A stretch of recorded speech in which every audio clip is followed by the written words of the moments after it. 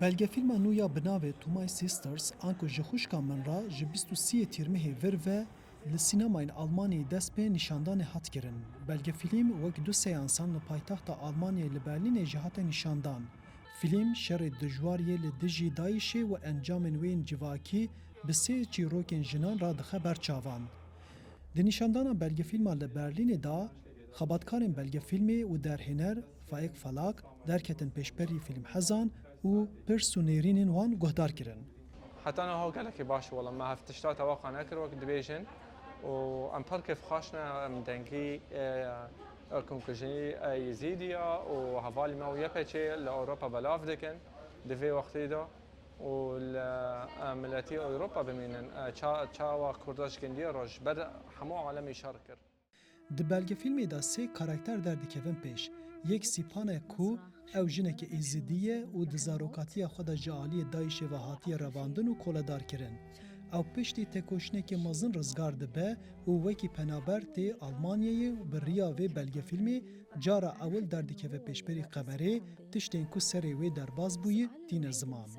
Jina duyan Zakiya ku Alman e û daxwaza xwe tevlî bi Daişê bûye, ew niha bi zarokên xwe re di kampekê girtiya li Sûriyê de asê maye û bi poşmanî rûbirûyê encamên biryara xwe bûye. Jina Siyem Berxwedan jî fermandareke Kurd e ku li Sûriyê di nava yekîneyên parastina jinan da li dijî Daişê şer dike û misyona wê azadkirina jina ye.